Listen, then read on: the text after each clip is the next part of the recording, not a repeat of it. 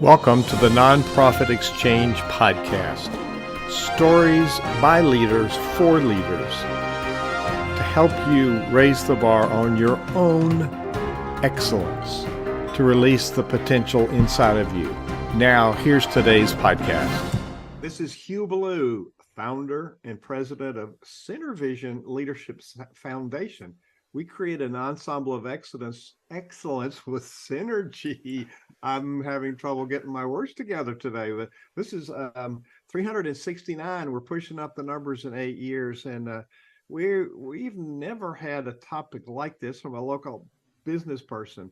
My friend and local business person, colleague, and former board member on the Symphony and a supporter of Center Vision Leadership Foundation's programs, listens to our podcast. And so I said to him at Rotary one day, well, why don't you come on as a guest? Because you understand what philanthropy is. So Karl Miller from Karl Miller Realty, welcome to the Nonprofit Exchange.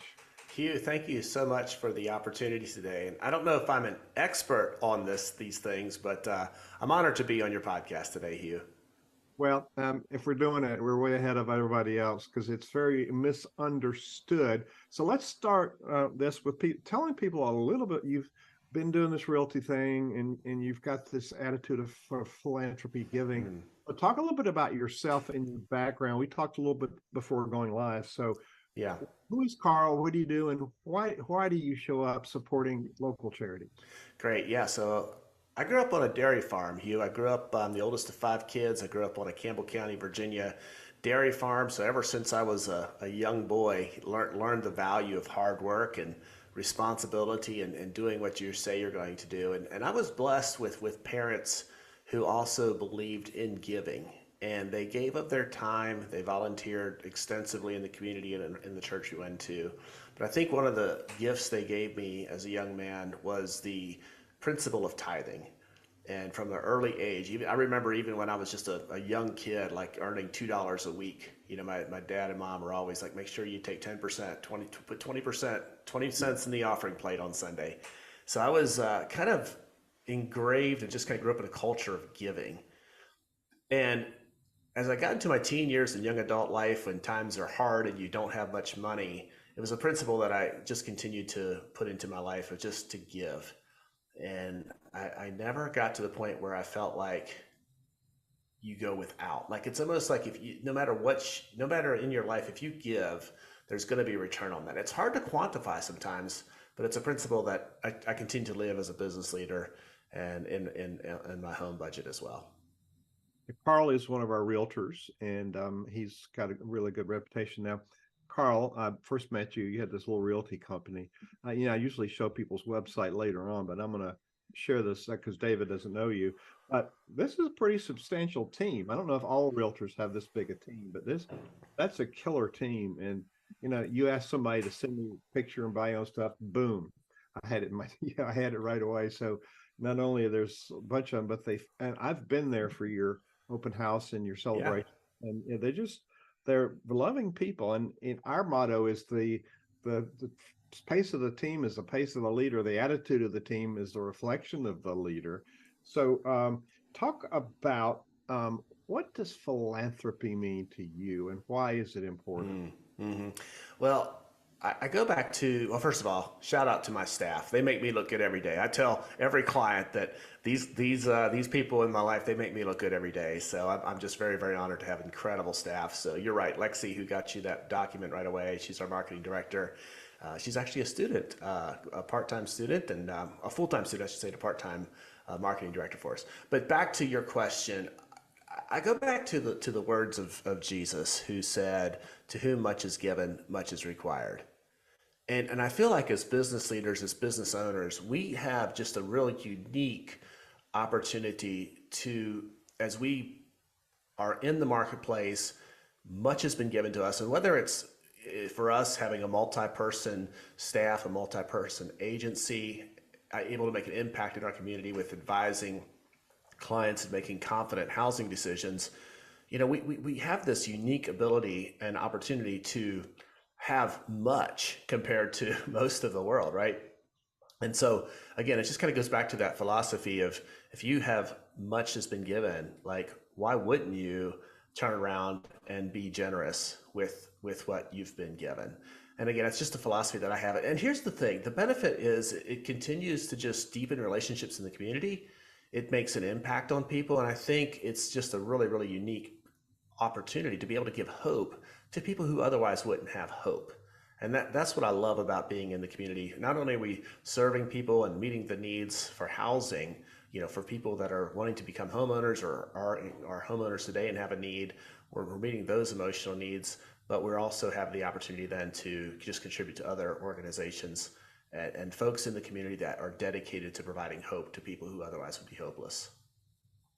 Well, David, what you want to add to that? What do you think? Well, I think, he's got the heart of a philanthropist. And, that word is often misunderstood. It's really means the love for the love of humankind. And it sounds like, you instill that, embody that in yourself, and you instill that in your team. And that's commendable. And I really mean that. It's as Hugh mentioned, a team will adapt to and adopt the philosophy and the belief system, as well as the operational style of its leader. And also, so many times we see a leader that is not living up to good leadership, but is being, disgruntled, upset, authoritative, all of those negative adjectives that leaders can adopt. And that's why there's so much turnover in business and that sort of thing. As a philanthropist myself, I see the value in giving time, talent, and treasure. And it sounds like you grew up that way and you continue to live that way. And I applaud that. Thank you. Well, no, and I appreciate what you said, because the reality is we all have been given, right? We all have talents, gifts, and abilities. And even personality, right? That's a gift. Like we do have different personalities. Some of us are pragmatic, some of us are aesthetic. Some of us move really fast and have high capacity. Others of us move a little slower and are very analytical, making sure all the T's are crossed and the I's are dotted. And the beautiful thing about this world is there's a place for every single one of those personalities. So taking the time, the talents, gifts, and abilities that you have and utilizing them to the best that we can be. Like I want to be able to use up everything that I've got in my life, and I don't want to die leaving some of that potential intact. And I think it's just really, really a great thing that we've been given, this gift of life and the gift to learn and to grow and to get better. Like that's what's great. I mean, Hugh, you inspire me. I mean, you got a few decades on me, and you're out there every day getting better at what you do. You're getting better at your craft. You're getting better at your influence. You're getting better with your leadership skills.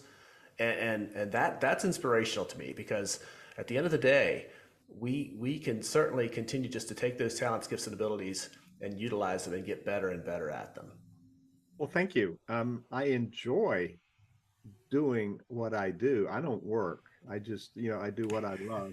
And I could say that about you. You're an inspiration. So let's talk about our audience is nonprofit leaders, clergy, and some board members. And so there's a misunderstanding of engagement with board members. Now, you and I first got acquainted in Rotary, and then you and I got acquainted again when I conducted the Lynchburg Symphony, and then it asked me to be president of the board and asked you to stay on another year just to kind of help me get some footing. And we did some really good work. But in both places, because you've stepped up as a supporter, now I'm going to use supporter instead of donor because supporter is more comprehensive in multi ways. But talk about how leaders can inspire board members to step up and be more broad level supporters. Is there any advice you have for leaders to engage with people like you who have potential, but maybe nobody asks them? Yeah, I am amazed sometimes how few people actually understand the opportunities that are available on some of the local boards. I mean, it seems like every single nonprofit or what do you call it, Hugh? Not for profit? Is that right? I'm going from memory here. Well, we like to call it a for-purpose business. For purpose business. Let's yeah. go with that. Let's go with that. So for purpose business, I'm amazed how many business owners and business leaders are unaware of the needs for staffing and for influence and just for participation on those local boards. And I can just speak from my own personal experience. Okay, so if you think about giving of your treasure, right? Well, one of the things I love the Jim Rohn quote, which says, time is more valuable than money. You can always get more time. You can never get more. You can always get more money. You can never get more time. So Jim Rohn says time is more valuable than money. And so sometimes people say, well, I don't have anything to give. Well, you do. You have time, and you have your talents, you have your relationships, and you have your skill set. Every single person who's in leadership has skill sets that a board on a nonprofit would appreciate. And so the value that brought for me, Hugh, was probably just first of all, a little bit more awareness of the needs in community. So we work on an arts board together. And by the way, the Symphony is just an incredible organization in our local town where we both live in Lynchburg, Virginia. But a vibrant arts community adds so much value to a larger geographical area. So for me, I wasn't even aware of that. I was asked to come onto the board by the former president, and I was like, I don't know anything about music in the symphony. You don't want me on that stage singing or playing an instrument. Like, what can I bring? And she was very, very insistent, and I didn't understand how much value a guy like me could bring just because of the influence and the connections and the relationships that I have. And so I go back to all of that to say that when you give of your time, if you are a business owner and you generate whatever the number is per year annual, just take that number, divide it by 2,000 hours, and that's the value of your time per hour, right? And so you can almost think about yourself as if you're contributing 20 hours a year or 30 hours a year or 40 hours a year to a board, times that by your hourly worth or by your hourly net worth, and you can calculate that as the contribution as well for yourself if you're thinking about it just from a number standpoint. But the value that it brought to me, Hugh, was just deepening and creating new connections and new relationships in our community. And that's the intangible stuff. And so, just transparently, just by serving on that symphony board for 4 years, I can't even tell you how many referrals that generated for my business. And I didn't go into the board to do that. I wasn't trying to get business off the board, but just by giving, people in the community notice that, and it just creates this snowball effect for your business and exposure for yourself and for your company and for your team and your leadership. David, that's a reciprocity, and you and I have talked about this before. People that approach it for the opposite reason, I want to get leads or I want to get money, actually repel that. So David, what are you thinking there? Well, you're again dead on, right on. And when we look at giving, if you will, your point of everybody's got time, everybody's got talent of some kind. Mm-hmm. Everybody has some level of treasure, and they're not one is better than the other, in my estimation. And I think you will agree with me that time is every bit as valuable as a financial donation, because you're giving not only from your skill set, but your heart. And that makes an impact on society just by witnessing that sense of selflessness and giving. And obviously you are very, very good at giving from the heart, whether it be time, talent, or treasure. Mm-hmm. And that's admirable. How do you feel about those people in the community that are, let's just call them checkbook philanthropists? Mm-hmm, mm-hmm. They'd rather give a check than their time or their talent. And some people look at that as saying, oh my goodness, isn't that terrific? And other people look at it and say, well, gosh, why is he so stingy with his time? How do you feel about the balance of the 3 T's? Yeah, it's a good question. And here's what I'll share is that I can't speak for anyone else, because there are times when, quite frankly, I just don't have the capacity to give any more time, and it's easier just to write a check.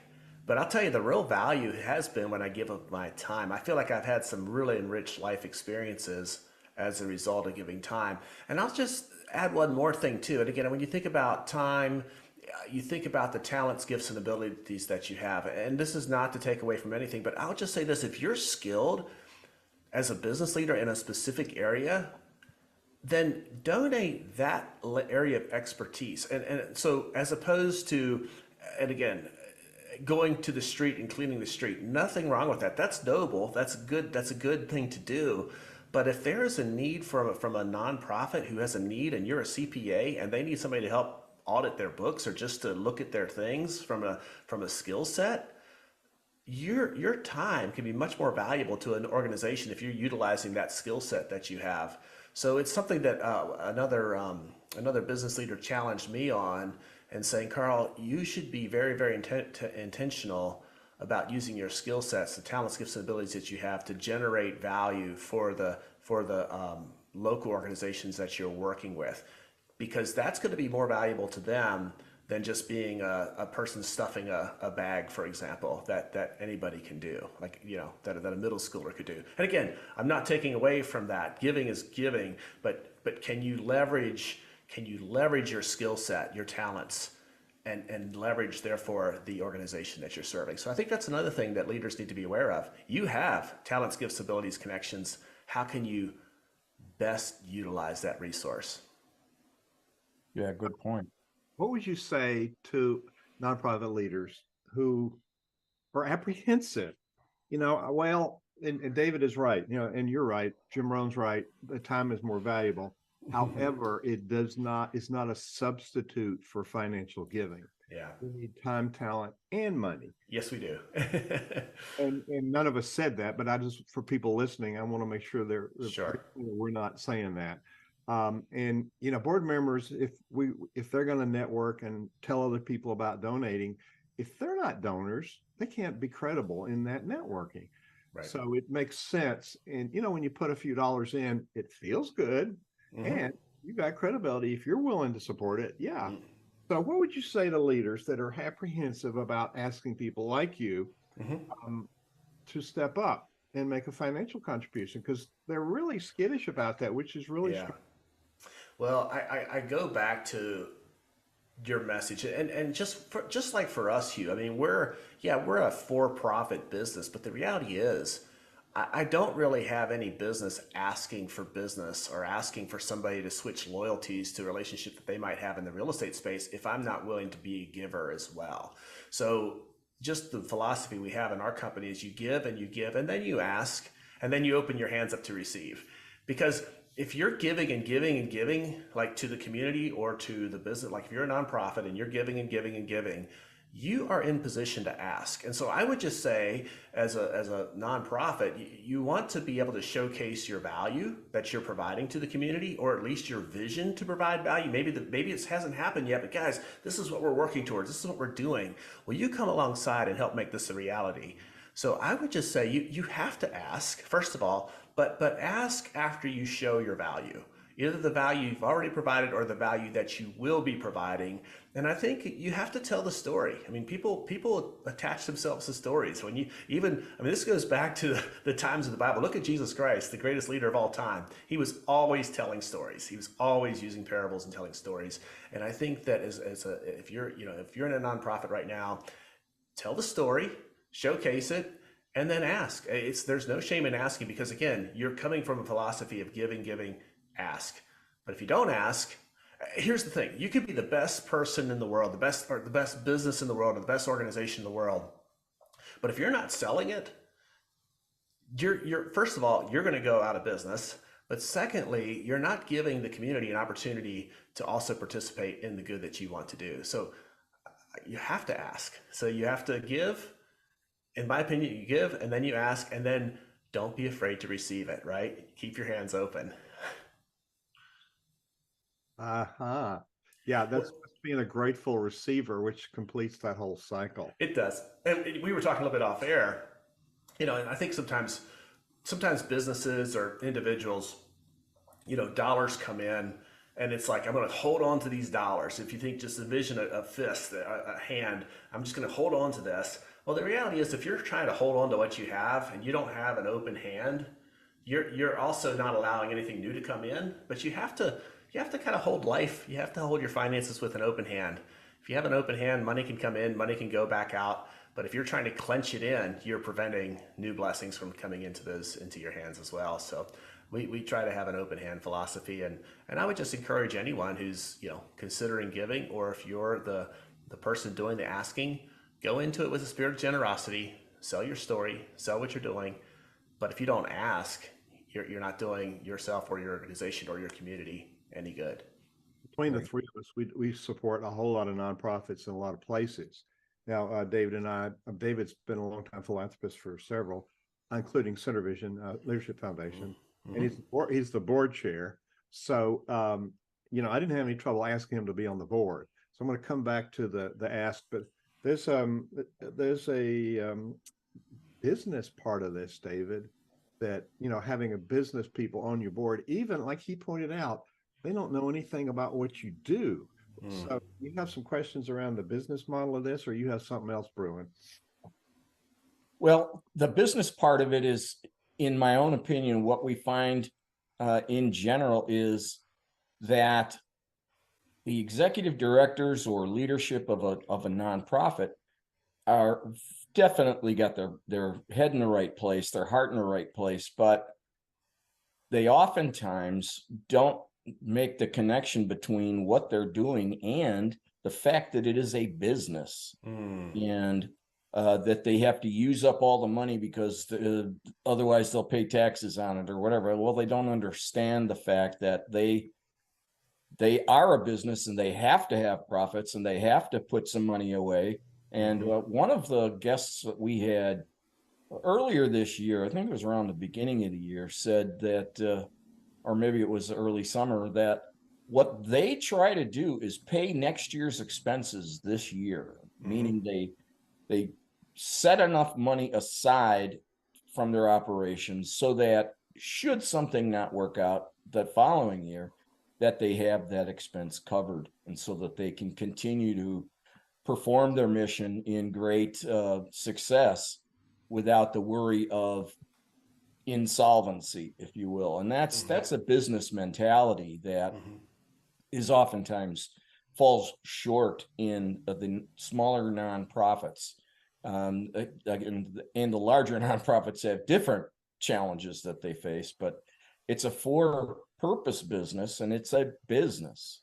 Yeah. And that word charity doesn't really do the justice that they need to be mindful of. So what I would ask you then is, where do you think nonprofits should be spending their focus on not only providing building capacity and sustainability, but what about that retained earnings part of the thing? And do you have any recommendations on that?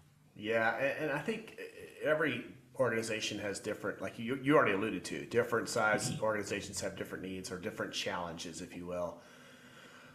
I think the more that I'm around, the more I'm in business, the more I interact with other business leaders and also with different organizations that are seeking donations. At the end of the day, it really comes down to relationships, right? And I feel like if you can create common ground, and I think sometimes it's good to get to know the person that you're trying to ask from. What are their interests? Like, take an interest in them. I love the old Zig Ziglar quote that if you can get anything in life you want if you help enough other people get in life what they want. And I feel like sometimes organizations are a little bit tone deaf to what a business leader might have said or maybe didn't say. I feel like you have to just kind of go in and listen, really, really listen. And if you can find common interests or find a common background that might create a bit of an emotional tie, like if you're a nonprofit, person and you're seeking donations or you're seeking time, if you can create an emotional connection with somebody, you're much more likely to get their time and or money. And I feel like it is important to network and to get out there. And sometimes, I'll give you an example. I was at a business networking event just recently, and there was this gentleman. He had good intentions. This was the first time he'd ever gone to a networking event, and he was just going around passing out his business cards, and he was a business owner that there was probably 10 of his competitors in that room. A lot of them have relationships, so they spend a lot of time with other business owners. Well, this guy was just running around passing up his business card without any context or relationship, and it was a 5-second conversation. He was on to the next, and he's not going to get business that way. Had he stopped and had a 10-minute conversation, is really getting to know somebody, that would open up the door. So I think you have to be aware of the situation and also aware of what the person that you're trying to receive from, building a relationship. And I don't know if that answers your question, David, but I do think it's relationship building. I can't emphasize that enough, especially the higher up you go. The more zeros that are behind a check that's being written, the more important the relationship really is. Absolutely. Absolutely. And it takes time to build those relationships. It does. And so like that young person or that person you just spoke of handing out business cards, kind of like tells me that he's running a going out of business sale. He just hasn't figured out what the termination date is. He was there to receive without any interest at all of giving. And again, God bless him. He'll figure it out, or he will go out of business. But I do think that again, it's all about relationships. It's all about connections. It's all about finding ways to add value to people. Sure. So, and again, telling the story too. I mean, in my world, which is real estate, I teach my agents and my staff this. We aren't necessarily selling houses. We do, but we're selling homes. And the reality is, even the National Association of Realtors can't figure this out. When somebody moves, they decide to move. There is always, almost always, another big emotional event going on in that person's life. There's a marriage. There's a baby coming. Maybe there's a divorce going on. Maybe mom is not doing well 4 states away and the family needs to relocate to that state to take care of mom. Or there's a new job. Or we do not like the school district we're in, therefore we're going to move across town to get into the school district that we feel is going to be the best fit for our kids. My point is that there's always another major emotional event going on in their life. And I, as that person's agent, I need to be very sensitive to that and meet the emotional needs that are outside of a transaction. And that's not too different from what we're doing in a nonprofit world. We're meeting needs in the community, but the reality is you have to sometimes look deeper than what somebody tells you on the surface, because what might be happening is it's a little bit of a smokescreen, or it's maybe just a way to see if you really do care about them. And you can take the relationship further by asking the next question. It seems like we just started this interview and here we are at the time. So Karl Miller, you've given us some really helpful insights. Now, you have the Karl Miller Show locally. What's the Karl Miller Show? Yeah, we do. We have a hyper-local radio show that talks about real estate, and our target market is homeowners and future homeowners of greater Lynchburg, and so we kind of specialize. We're local. I mean, I don't do national work, but my work is kind of in Lynchburg and 3 touching counties of Virginia, South Central Virginia. But just like relationships are important in nonprofits, I do have relationships with some of the top agents in every major U.S. city. So and I get this all the time, somebody's moving to Dallas or moving to Colorado Springs or Ann Arbor, Michigan, guess what? I can connect those clients with some of the best real estate agents in those markets. So even though my show is kind of focused on homeowners and future homeowners of South Central Virginia, we can help anybody pretty much anywhere in the U.S. with a referral. And full disclosure, I can collect a small referral fee if I refer an agent off to another part of the country. But I started the show because I really wanted to, I was tired of the broad brushstroke of reporting and news when it comes to real estate markets. And I really wanted to showcase the fact that all real estate is local.